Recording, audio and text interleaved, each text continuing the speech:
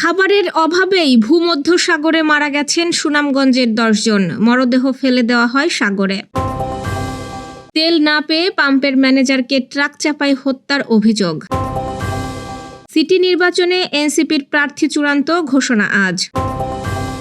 মসজিদুল হারামে কাবার গিলাফ কাটার চেষ্টায় নারী আটক। রিটার্ন দাখিলের সময় ফের বাড়াতে 5,000-এরও বেশি আবেদন। বিক্ষোভে ফুঁসছে যুক্তরাষ্ট্র, 80 লাখ কণ্ঠে ট্রাম্প হটানোর ডাক।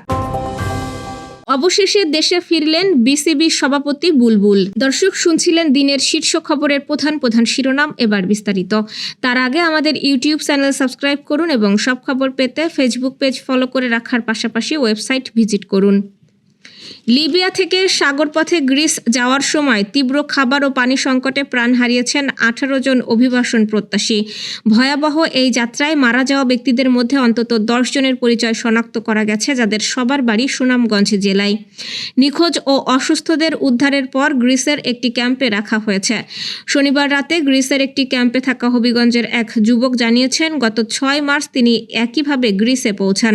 বর্তমানে তিনি ওই ক্যাম্পে রয়েছেন, যেখানে 27 মার্চ সাগর থেকে উদ্ধার হওয়া ব্যক্তিদের রাখা হয়েছে। উদ্ধারকৃতদের বরাতে তিনি জানান, দালালদের মাধ্যমে রাবারের বোটে করে তারা গ্রিসের উদ্দেশ্যে রওনা হয়েছিলেন। পথিমধ্যে নিয়ন্ত্রণ হারিয়ে বোটটি 6 দিন সাগরে ভাসতে থাকে।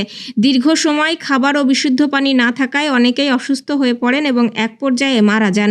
পরে তাদের মরদেহ সাগরে ফেলে দেওয়া হয়। স্থানীয় জনপ্রতিনিধি ও স্বজনদের দেওয়া তথ্য মতে মৃতদের মধ্যে সুনামগঞ্জের দিরাই উপজেলার 4 জন হলেন নুরুজ্জামান সর্দার ময়না, সাজিদুর রহমান, শাহানা এহিয়া, মুজিবুর রহমান এবং দেয়ারাবাজার উপজেলার কবিরনগর গ্রামের আবু ফাহিম, জগন্নাথপুর উপজেলার সোহানুর রহমান, শায়ক আহমেদ, নাইম, আমিনুর রহমান ও মোহাম্মদ আলী। জগন্নাথপুর ও দেয়ারাবাজার স্থানীয় ইউপি চেয়ারম্যান ও সদস্যরা নিজ নিজ এলাকার বাসিন্দাদের মৃত্যুর বিষয়টি নিশ্চিত করেছেন।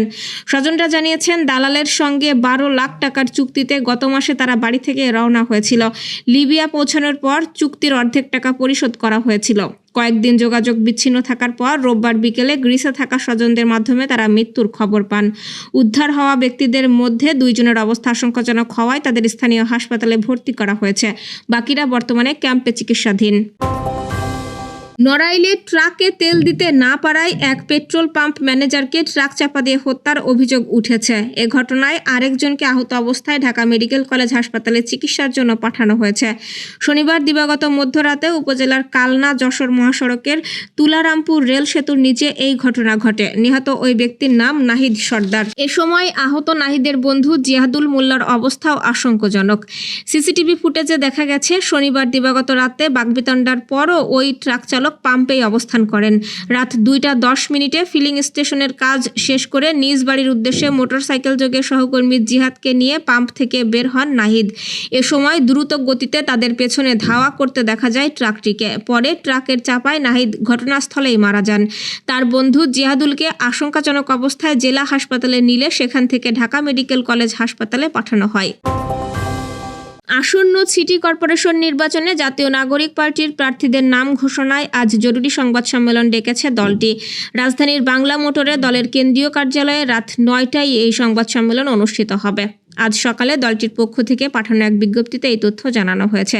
বিজ্ঞপ্তিতে বলা হয়, সিটি কর্পোরেশনের নির্বাচনে এনসিপির প্রার্থী ঘোষণা করা হবে আজ। এজন্য দলের স্থানীয় সরকার নির্বাচন পরিচালনা কমিটি এক জরুরি সংবাদ সম্মেলনের আয়োজন করেছে।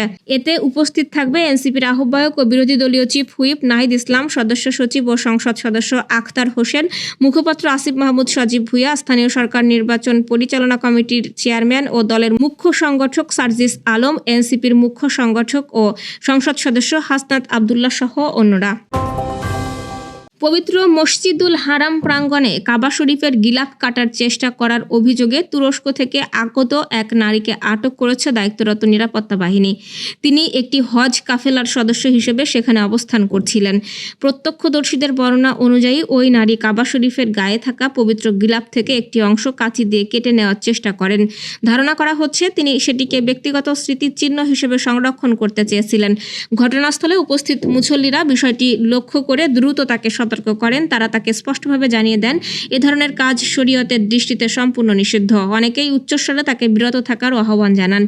ঘটনার পর সামাজিক যোগাযোগ মাধ্যমে ওই নারীর পরিচয় নিয়ে বিভ্রান্তিকর তথ্য ছড়িয়ে পড়ে। কেউ কেউ তাকে মিশরের নাগরিক বলে দাবি করে, তবে ঘটনাস্থলে উপস্থিত প্রতিবেদক উতাইবি নিশ্চিত করেছেন তিনি তুরস্কের নাগরিক এবং একটি তুর্কি হজ দলের সঙ্গে এসেছিলেন, ফলে মিশরীয় হওয়ার তথ্যটি সম্পূর্ণ ভিত্তিহীন।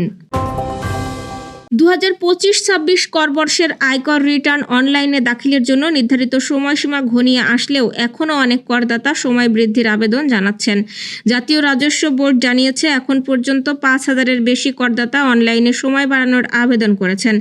রোববার এনবিআর-এর জনসংযোগ কর্মকর্তা আল আমিন শেখ এই তথ্য নিশ্চিত করেন। এনবিআর-এর দেওয়া তথ্য মতে চলতি করবর্ষে ই-রিটার্ন সিস্টেমে এ পর্যন্ত 50 লাখের বেশি ব্যক্তি শ্রেণীর করদাতা নিবন্ধন করেছেন। এর মধ্যে 41,50,000-এর বেশি করদাতা সফলভাবে তাদের রিটার্ন অনলাইনে দাখিল করেছেন। 3 দফায় সময় বাড়ানোর পর আগামী 31 মার্চ রিটার্ন জমার শেষ দিন নির্ধারণ করা হয়েছে। যৌক্তিক কারণে তারা 31 মার্চের মধ্যেই রিটার্ন দিতে পারবেন না, তাদের জন্য এনবিআর অনলাইন সিস্টেমের মাধ্যমে আবেদনের সুযোগ রেখেছে। অতিরিক্ত সময় পেতে হলে অবশ্যই 31 মার্চের মধ্যে আবেদন করতে হবে।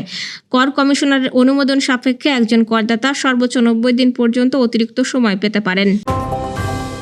নাটকীয় পরিবর্তনের সুর বাজছে যুক্তরাষ্ট্রের অভ্যন্তরীণ রাজনীতিতে। আগ্রাসনমূলক কঠোর সব নীতি বাস্তবায়ন করতে গিয়ে একের পর এক হঠকারী সিদ্ধান্ত নিয়ে কঠিন পরীক্ষার মধ্যে পড়ে গেছেন মার্কিন প্রেসিডেন্ট ডোনাল্ড ট্রাম্প।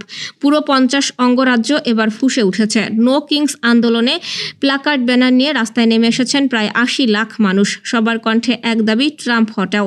কাতার ভিত্তিক সংবাদ মাধ্যম আল জাজিরার এক প্রতিবেদনে জানানো হয়েছে, ডোনাল্ড ট্রাম্প দ্বিতীয় মেয়াদে দায়িত্ব নেওয়ার পর এটি তৃতীয় দফায় দেশব্যাপী বড় আন্দোলন। বিক্ষোভের আয়োজকরা জানিয়েছে, যুক্তরাষ্ট্রের 50টি অঙ্গরাজ্যের অন্তত 3,300টি স্থানে একযোগে এই কর্মসূচি পালন করা হচ্ছে। নিউ ইয়র্ক, লস অ্যাঞ্জেলস এবং ওয়াশিংটন ডিসির মতো বড় শহরগুলোতে লাখ লাখ মানুষ উপচে পড়া ভিড় লক্ষ্য করা যাচ্ছে। আমেরিকার পাশাপাশি সংহতি জানিয়ে রোম, প্যারিস ও বার্লিনের মতো ইউরোপের প্রধান শহরগুলোতেও এই আন্দোলন চলছে। তবে এবার আয়োজকদের মূল লক্ষ্য ছিল রক্ষণশীল গ্রামীণ এলাকার সাধারণ মানুষের এই আন্দোলনে সরাসরি সম্পৃক্ত করা। সকল জল্পনা কল্পনার অবসান ঘটিয়ে অবশেষে দেশে ফিরেছেন বাংলাদেশ ক্রিকেট বোর্ডের সভাপতি আমিনুল ইসলাম বুলবুল।